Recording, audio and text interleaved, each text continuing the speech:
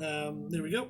So, real quick before I go, I have some extra tips. Okay, so real quick one is how do you improve social connection when you don't feel like you can find time to be out and social, and you don't feel like you have anybody to be social with. So, first of all, I would say that both of those are probably self perceived limits. There's gotta be somebody in your life that you can find to go hang out with. I had talked to somebody recently. They were in a craft store, and they were buying these decorative planners. So they are like books, like binder things that they use to plan their weekly life, and they like when the things are all colorful and kind of fun looking, and there's even like adult stickers, which makes them sound like they're like naughty stickers, but so they're stickers for adults apparently. But they go to a craft store, and they kind of like they like making it fancy, they like making it a fun activity. They were talking to somebody else in the store, okay, who was buying the same stuff, asked them if they wanted to meet together sometime to plan together. And they actually made a friend in the craft store, and they actually went out and met. Now, you might not be that bold, but damn, isn't it cool that some people are? Okay? So I thought that was awesome, awesome, awesome that the person did that. And it actually is real. People do that. So they picked up a friend, like how you'd like pick up a significant other for a date. They picked somebody up for a planning date. Okay, and I love, love, love that. So when you don't think you have anybody in your life, that is a self limitation.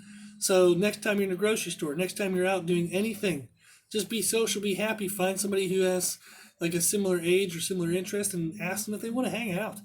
I know that's scary as hell for some people, but it's the only way sometimes you can make connections. Okay. Now, if you don't believe that you have time to be social, there are some cases where I would definitely see that being true.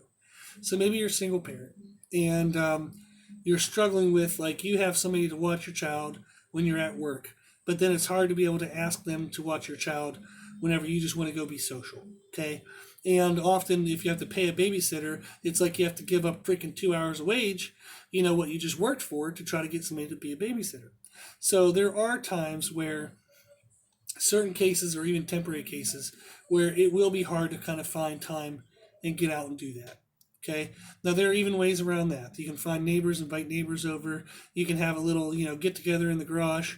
Just folding table and folding chairs. That's all you need. So, but there are ways. But I understand if people find limits on that. So, some tips that I have found that worked for other people I know is small connections. Okay. So I know one person, they get up in the morning and their morning activity is to write a handwritten letter to somebody. And it doesn't even have to be somebody they like want to know personally or friend or anything, but it can be. So they'll actually write a handwritten letter and send it out. I know another person, they get up in the morning and they'll send out texts for the day. So they'll find like a little motivational thing or a funny thing, and they'll send them out to like 3 to 5 people that day. And they just send them a fun, happy thought.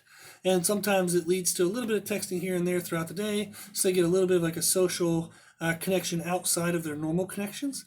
And they give that as like a sense of kind of social happiness, which is cool. I know another person who uses a feature on Gmail called Boomerang, which is allows you to delay emails. So you can send emails, like I can type them up if I wanted to, like at say 10 o'clock at night, but I can set it to send out the next morning at 8 a.m. So what they do is they send emails to either one or a few people that they just want to have connections with. And it sometimes can just be like, hey, was thinking of you, how are you doing? And that's it. And they just type it up to a couple people and they send it out. So that's a couple ideas of just small connections. So you can get up in the morning and write letters to somebody if you want. You can send text, you can send emails, and just get a little bit of that social connection throughout the day if you don't feel like you can have big social connections outside of work and big like outside life connections. Okay? So the reason why I wanted to add that is sometimes when people listen to the big part where I talked about planning and doing all that, they're going to say, yeah, it makes sense, but I just can't do that, or it doesn't work for me. And they refuse to look at the ways in which that can make it work. But if you give them small little connections like this, it's almost too damn easy to not do. Okay.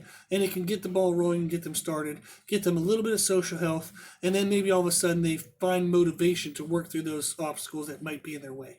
Okay, cool. So there are some tips on how to maintain some social health, even if you have a very kind of demanding job or a crazy work schedule. Okay, so hopefully that all helps. If anybody needs any help putting any of this into practice or putting it together, shoot us an email at brutalironjim@gmail.com and we'll help you out. Okay, cool. If you like this information, you can find more from us on Instagram, Facebook, and Twitter, Brutal Iron Gym. Also, if you like the podcast, please share it with family and friends. Please, please, please. The more people we help, the happier the world will be. And if you have any questions, feedback, or suggestions, we'd love to hear from you. The podcast is for you, so we want to know what you want to learn about.